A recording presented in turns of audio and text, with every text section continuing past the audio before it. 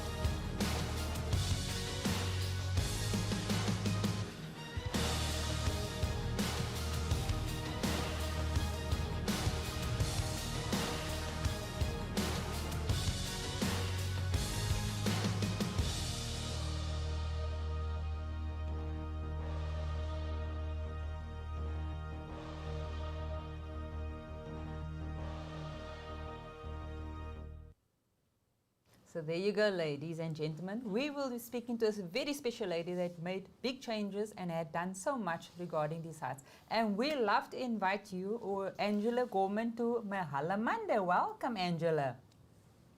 Thank you, Rhoda. Thank you, Dougal. Thank you, Nickay, and for Humanity for having us on the show. Absolutely brilliant to have you. Thank you so much for making time for us. Now, Angela, let's get straight into it, because I've been saying huts in the mother city the whole time, but let's be honest, they are synonymous with Muizenberg. They are synonymous with St. James, because these are the ones you see from the road. And give us a little bit of a history around these beach huts, because I know they were called beach boxes as well, aren't they? Yes, I love yours saying clear full of boxies. It's also good. um, Muizenberg has always been the hub of sort of beach going in Cape Town, and right back in sort of the early 1900s, where trains would take people, mainly soldiers, to the beach so they could recuperate and sort of have a bit of R&R by the sea. And it became the thing to do was to catch a train to Muizenberg to ride your board. It was more like boogie boarding than surfing in those days, but they were wooden planks. And as far back as sort of 1911, and George Bernard Shaw used to come to the beach or Muizenberg and surf. Agatha Christie, you know, the names we hear about that you don't think they were real people because it was so long ago. But that's when the beach boxes started. Sure. So they've definitely been around for a good while then.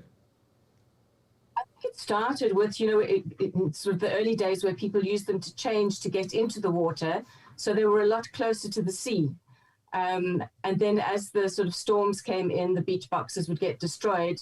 And round about the 60s, they moved them right back to where they are now on Muizenberg Beach. So the sea doesn't get to them. Sometimes in extreme high tides, sort of supermoon high tides, the sea will get there. But otherwise, they won't get washed away like they used to, quite regularly. So we've got them on Muizenberg. And then there's in St. James as well. So those are the two spots on the sort of City of Cape Town coastline where we have these beach huts. 43 in Muizenberg, and there are 18 in St. James. Okay. St. James are the ones in the news because 3 of them burnt down during lockdown. Yeah. And so they became sort of like quite a sort of, certainly an eyesore. It's sort of, you know, like there's a big gap there, like someone's smile, you know, without a tooth. That's a good one. And I think that's quite sad because that's exactly the element we're talking about, where the huts are being damaged, and also obviously the sea and the breeze and actually being on the coastline damages them through these years. Because if I look at, I won't say my age, but obviously when I was much younger, I mean, that was one of the most beautiful things on Muizenberg Beach, because that's where you used to hang out. And I used to love these little huts.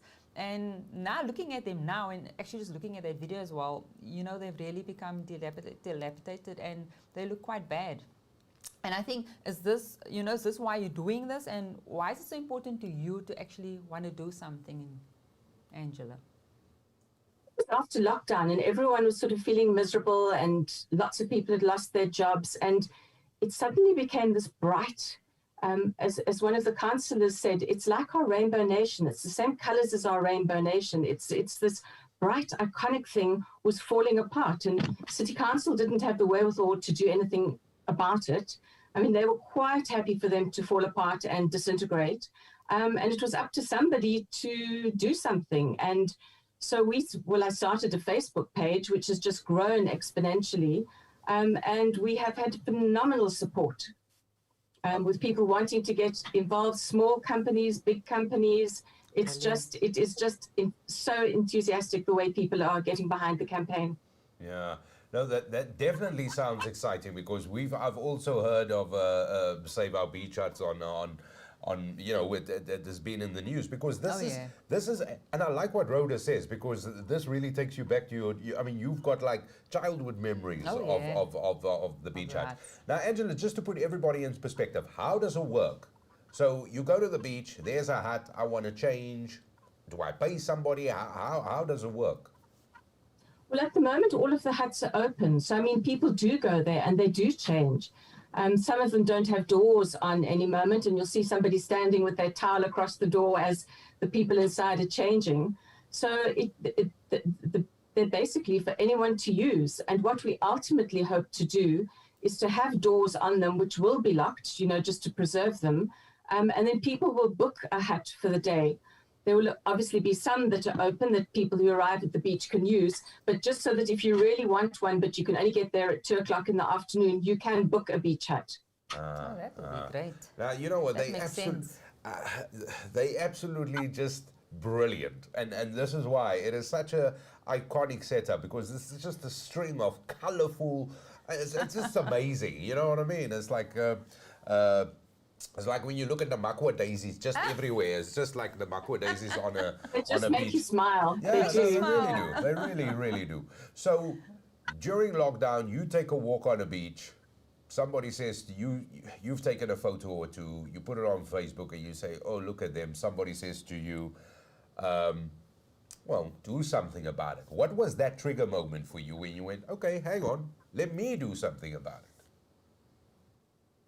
It just exactly was that, a trigger moment. And the support I got in comments on the Facebook page or my Facebook page were fantastic. We'll come help you paint. We'll do this. We'll do that. And those people lived up to their word. They did get involved. And that's grown. This is the team from Paula Coburn and Sons Construction, and they completed that hut. They did that renovation for free. They didn't charge to clad it nor to paint it. Wow. Wow.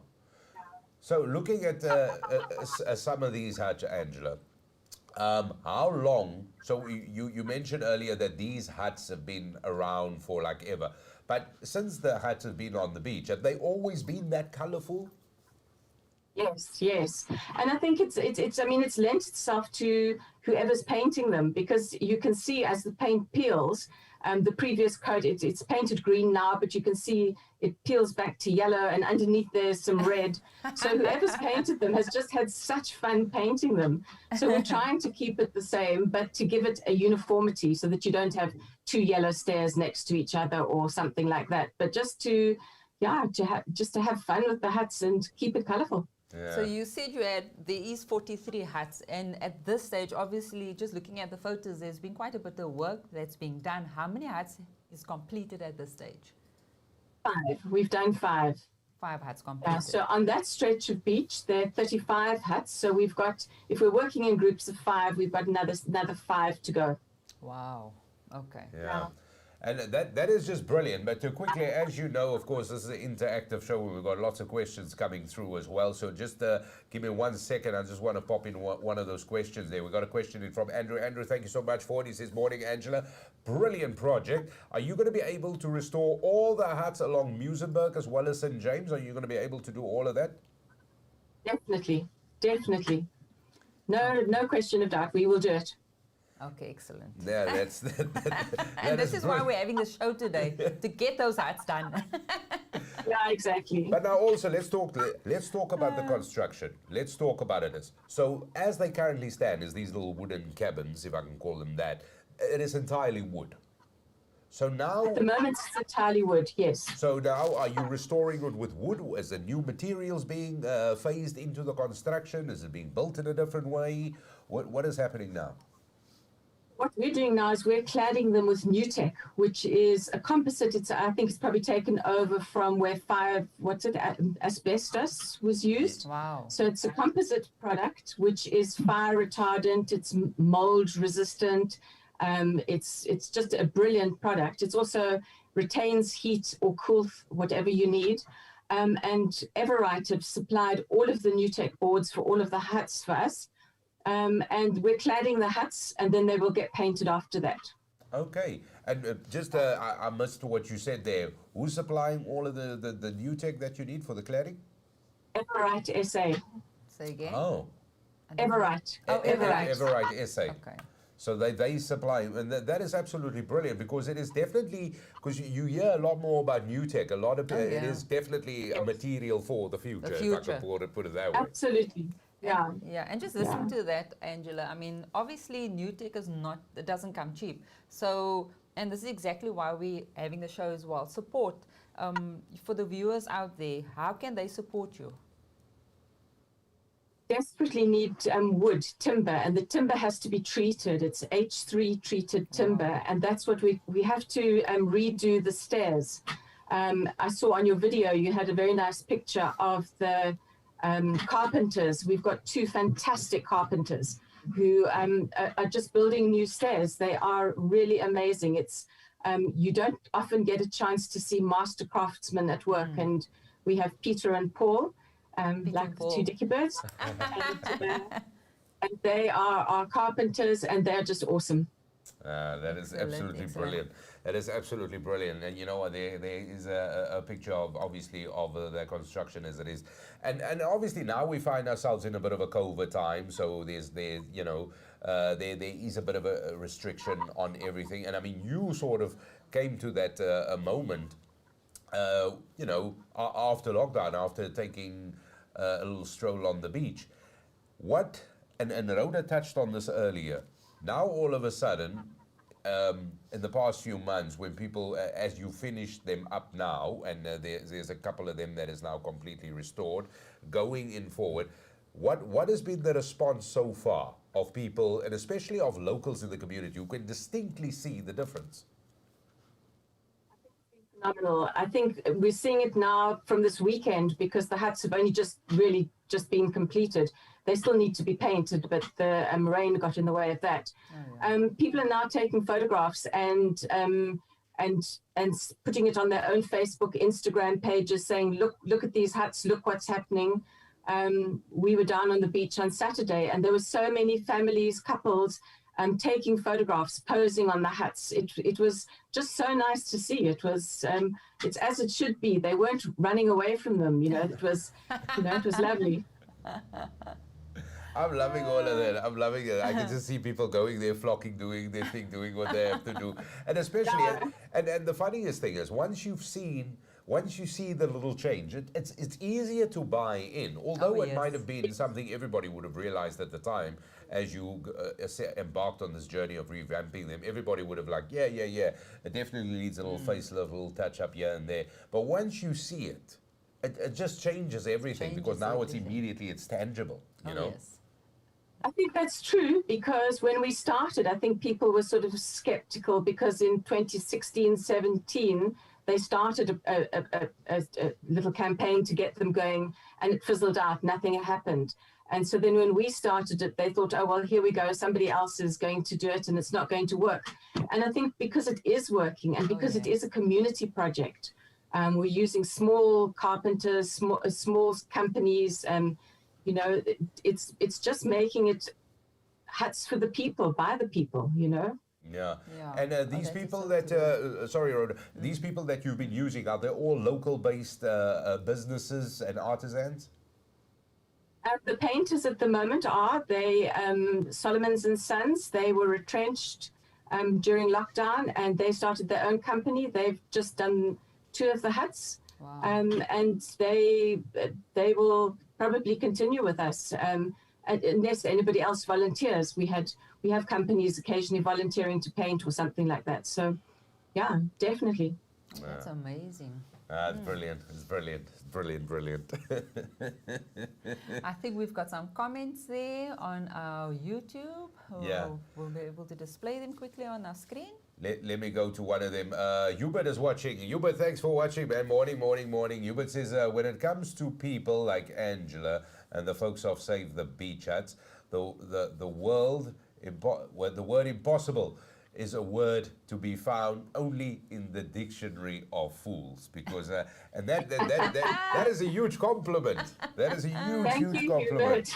That is a huge compliment. So you've had all of these people support you and do all of that, and where the huts are now, I mean, this Save Our Beach Huts, this Friends of Society, that is what it's called. It's a Friends of the Beach Huts. Yes. So we're starting that up with the City Council, because they will always be their asset, but we're just maintaining and looking after them for them. So we're going to start this Friends of the Beach Huts, like I think they're Friends of the Library and Friends of this, and where a community group looks after an asset.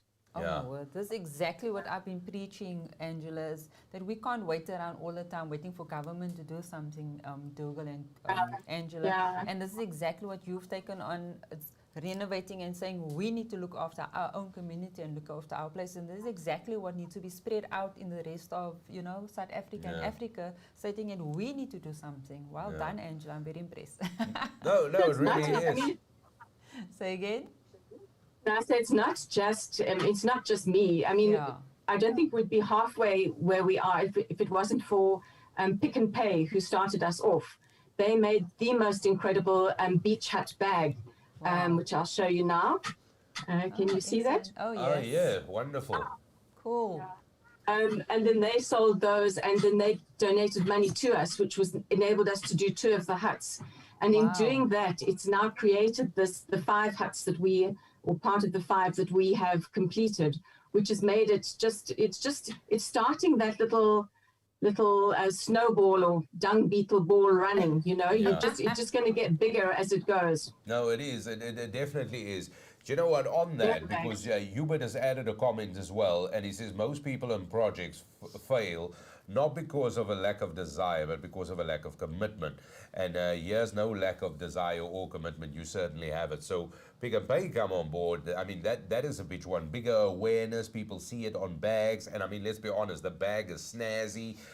Things are growing on It's Facebook. lovely. 1 or 2 huts get done. People are really, really excited about it. So that is brilliant. So how long would you think? And I mean, I suppose it all comes down looking at, so there's 43 huts on the Muizenberg side, and I think you said 18 on the St. James's side, 5 of which is now done. How long would you think would it take to finish everything? And I suppose it is all resource dependent, isn't it? It's all resource dependent, and also, I mean, we have a contractor who works on the huts, and he's taken each hut individually and done an assessment on each one, so that he can say number 4 needs new floorboards, so it's going to cost more than hut number 5, which doesn't need new floorboards. So it also depends on how bad the huts are, and as one gets further along from Muizenberg Beach, so towards the estuary, the huts are in a terrible state. So it is going to take a lot more to repair them. If you look at the photograph on the left-hand side there, you can see the stairs are broken to the left. Oh, yeah. And those had to be completely recreated. So that's what the 2 carpenters did. They drew plans and they made them themselves. It was sort of like magical to watch them. Yeah, no, I can imagine. I can imagine. And how long did it take them to do those stairs there? First one, which was the blue one in the background there, was about 5 days. And now they're able to get a double set of stairs out in 3 days. Sure. Wow. Yeah. Wow. That is impressive. Look, absolutely brilliant. And I mean, this is just really something that is brilliant. So, Angela, I mean, apart from the obvious things that we need, obviously having financial support, more finances make things a little bit easier, the materials you said. But I would also imagine hands. I mean, there must be people who will be able to contribute to, if that's their craft, that can contribute in some way. Hands must be a big thing. Absolutely, we'd love that. Anybody can either write to us, email us, phone me, and say what they can do, and we'll welcome them on board. Yeah, no, this is brilliant. So I'm loving all of that. I'm just checking if there's another comment or question coming through. And thank you very much for watching. Just to remind you, of course, at Nickay Productions on YouTube and Facebook, that is how you get in touch with us. And with us is Angela Gorman, and she's with Save Our Beach Huts, which is definitely one of the most iconic sites there is. There's no 2 ways about it. All over Muizenberg, all over St. James, of course. You know what, anywhere. That's why I say Mother City is just bigger than that. It's just my own little 2 cents I add there. But it is just absolutely phenomenal. And of course, this restoration process has been on the cards, and it is definitely there. And of course, the goods are there. 5 of them absolutely splendid, and they look brilliant. So before we really get stuck into the exact needs, and I know you said money, or you said wood earlier, money, and we can assume some of them, and we are going to get to it. There must be some sort of long-term plan here. Not only with the huts itself, but also with the friends of the beach huts as the support mechanism for the huts. There must be some long-term goals here. Let's start off with the huts. What is the long-term goal for the beach huts? I think they can be used by NGOs as a small business. There are companies like Waves for Change, which might want to store their surfboards or something in a hut. They can maybe rent a hut out. We certainly don't want all of the huts rented out. We want them to be used by the beach goers. Yeah. But we formed a trust, the Beach Hut Trust, and that will, as funds are raised, we can start employing people to secure the huts, to look after them, to maintain them, What we hope to do is to have one hut, maybe the first one, with little cages inside. So if you want to go for a walk or a swim, you can leave your cell phone, pay 20 Rand, leave your cell phone and wallet or whatever, or car keys, and feel safe about that. There are plenty of things we can do. We haven't obviously gone into everything because, as I said, it's a council asset and it's not a business asset. So we'll just have to wait and see what opportunities present once they are all completed. I mean, it would be awful to see these beautiful huts then with advertising slogans on them, you know, I mean, that would just defeat the whole object. Yeah. No. I like how you say that would be sad if the Rhoda immediately goes, oh no. Can't take the color away. You want that childhood memory there. You want it there. Yeah, you want it. Yeah. All right, so and I mean those plans would be the same extending to the huts, the beach huts on St. James. But let me ask you this: let me throw a little spanner in the works here. How about having these huts everywhere? I'm talking every beach now. In Cape Town. Up the West Coast side, Atlantic Seaboard. I mean, is that a possibility? I think it's a huge possibility, and we're obviously going to have to construct 3 huts to fit into the gap on St. James. So then there will be a prototype. So then sort of municipalities like Strandfontein or Simonstown or Strand can say, we'd like to have some beach huts on our beach, and then do it themselves. And I think that is the answer. I mean, you know, Paternoster used to have little boats lying on the beach. They're not there anymore, but we could have beach huts. That would be nice. Yeah, no, that certainly would be. Can you imagine having that every? You know, I'm even thinking. I don't know. You know, people in Bloemfontein. I'm sure there's a lake or a dam or something. Oh my word! Or you know where you are in Kimberley or Joburg. You know who you are. You can build one of these around a pond. Come now. Dougal. There's one in Johannesburg. Somebody created one in Johannesburg. See? He built it up to raise funds for us. Oh, that's lovely. See? The red and green one. Yeah, that's lovely. Told you. Hubert has added again. Thank you, Hubert, for your comment. Hubert says, Kathy Kelvin once said, giving is not just about making a donation, it is all about making a difference. So well done to all involved. And he wants to know, how about a crowdfunding exercise? Do you have that, Angela? Looking at a project at the moment, we have Back a Buddy. So there is a Back a Buddy page, which you will see on our, I mean, if you go to Back a Buddy and look for Save Our Beach Huts, you will find it. Okay. And that has worked quite well. We have a lady in London who has started, she's added to that, and she's asked if she can do hut number 10, which is a blue and yellow one, which she fancies. And she has asked friends in America and London to support her. She's an ex-Musenberger. And so I think they've raised 22,000 so far. Wow. So that's going to be amazing. Their hut is now secure. We'll be able to do it when we get to number 10. Oh. So Excellent. also, so if a business or a corporate would like to say, listen, give me hut 18 or hut 5 or whatever the number is, we're going to do it. And even as an individual, if I would want to do that, you will give me the parameters and the guidelines in terms of how to, it's not like I can just come and do whatever I want. You know what I mean? There will be these strict guidelines that I need to follow. Yes, we've set those out. There are very strict guidelines, and we have a contractor in BHF Diaga, and he supervises everything. So he's there on site to make sure everything is done perfectly. Oh, okay. Yeah. That makes sense. And I personally think at the end of the day, you know what, and as much as you saying, Angela, that, you know, there's all these people, you still need a good leader, and that's exactly who you are. You're the one that's actually running with this process, and that's why we've got 5 completed. And, you know, hats off to you. And as much as you don't want us to do this, you know what, you've played a very important part in that as well. I want to, and personally, I think Dougal as well, me as a child, want to thank you because you're bringing back my childhood memories. Thanks, Rhoda. I can just see little Rhoda running around there. Everybody's Do you not enjoying have a life. photograph, Rhoda? Somewhere do you not have a photograph? I don't think so. I know I've got a photo on the beach, but not at the huts. I'll have to go and find out about my father and my mother.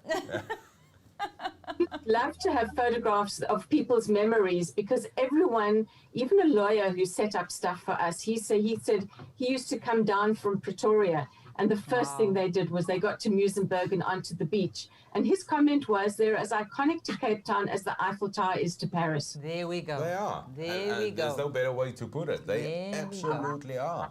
I can definitely speak for that. I mean, I didn't grow up in Cape Town, but you know what I mean? That was definitely, and for me as a teenager, it was always, well, where's this? Where's that? Until you kind of got there, like, oh, there you are. So you kind of played Where's He, but then you see him, and it's brilliant, and it's really part of your life. But it is just the way it is so part of our culture. It's every South African's pride, and especially if you're a Cape Townian, that is serious pride. Oh, if yes. you're Muizenberg or St. James, that's in your DNA, man. Oh, yes, most definitely. That's there. So it is really one of those things we all got to get involved in. So we know once the refurb is done, they'll be utilized in many sort of ways. It is really a way plowing back, and of course the friends that you have now created, Save Our Beach Huts, they will always be there to assist the city in maintaining these huts and obviously having these sort of funds generated through the various platforms and initiatives that you're driving. So that is always going to be the role of the Friends of the Beach Huts. We've got two fabulous guys who work, there's three of us on the beach hut. One is Daniel Blau, who's sort of into tourism in Muizenberg, and then Charles Maisel. And they are the sort of, they operate the wheels behind. So they're the ones that set up all the policies and set up everything and check the finances. And yeah, so it's a very good little system we've got. It's absolutely I'm brilliant. really impressed, And very I think you've done super well though. You know what I mean? This is really giving back, not just a part of history, but also the future. I mean, yeah. now everybody will be flocking the beats. Now, obviously, with the COVID, with lockdown, I mean, we can just assume with all the restrictions involved, this is also probably a limited progress in a way, but you guys are definitely going on regardless. Yeah, definitely. I mean, because it's that factor, that happiness, feel-good factor that the huts bring, that we have, and that everybody involved is really passionate about getting involved. So, yeah, we're just weather dependent at the moment. We're waiting for these sunny patches, which thankfully in Cape Town we have. Yeah. Oh yeah. So Angela, here's the $10 million question. So wood is definitely what we need. Backer Buddy is where people can go to support you. What else is there? Is there anything else that people can get in touch with you? Anything that you would need straight away to make this project even a bigger success than it already is? Just funds and support, and anybody with a company that wants to come and paint a hut, please get in touch with us. We would love that. Oh, that would be brilliant. That's actually quite a brilliant idea for business initiative. Some, soos hulle sê, spanbou. Some basically getting out there and doing some good out there. Absolutely. I like that. We're hoping that once the huts are completed, people will book a hut, a company will book one, and then come down to the beach as a corporate day. They can learn to surf. They can, do things like that, and use the beach huts as their base. Yeah, So there you absolutely go. wonderful. Angela, you know what? That wraps it up from our side. It has been an absolute pleasure talking to you, but more importantly, from all of us here at Mahala Monday, we would just like to commend you for this amazing initiative. When people talk of Ubuntu, they think of commitment and, of course, all those wonderful things. Then definitely we have another person that we can firmly put a picture of mine to, who that might be. So well done for doing that, and absolutely may we just wish you all the success with that and everything else as well. But the biggest thank you ever for bringing back so much joy. And just making the photos around the globe on Instagram. It's going to be much better now. Oh, most definitely. And photos don't lie. Thank you, Diva. Except for the way I look on camera, but photos don't lie. Thank you, Angela. All right. Cheers. Bye. Thanks for having me. Big pleasure. That's Angela Gorman. You know what? You just gotta love it. You just gotta love it. Can you imagine? Let's just put this in perspective. She is strolling just after lockdown, beaches go open and everything. Strolling down the beach, see one, takes a photo on Facebook, and then somebody says, "Ooh, they've wind and weather has taken its toll. The years have taken its toll. That's why you put on stuff on your skin. It's taken its toll." And somebody says, "Just do something about it." And she goes, "Okay." And there we go. 5 huts later, it's done. So you know what? Yeah. I'm very impressed. Yeah, so 5 had to be done. There's still a couple to go. There's still a couple to go. But the process is she did it. That is the biggest thing. That is the biggest She thing. became, let me be the change. There. And you know, it comes back again, Dougal, the fact that this is actually city council, the municipal huts. It's a city council hut. Yeah, or their property, yeah. And it's their property. And Angela has jumped in and said, you know what, I want to be the friends of that. So, you know, let's work hand in hand and let's do this, you know. And the fact that she's done this, for me, is very inspiring, because there's many times a lot of people will say, you know what, government is not doing this and this is not, look at our community, look at the dirt, look at this. But you need to pick up that dirt. You need to make that difference in your own community. Yeah. You can't wait for government to bring in the dirt truck if you're the one throwing the dirt on the floor. And this is exactly where the hut is concerned, where obviously Angela saw this and said, you know what, I need to do something. And this is exactly what Mahala is all about. Telling you at the end of the day, you can make that change. Yeah, and this is exactly it. And then a whole community buys in, yeah. and that change is there. And in this particular instance, it is really evident, because let's not forget, these are one of the most photographed images on the planet. Let's not mince words there. Yeah. And they're going to look splendid. Yeah. And the only thing now, when a tourist takes a photo, just stand there on the hookie. Just be there. Just be there. there. I'll be down that road all the time now, just having a look. That is how we'll roll, Rhoda.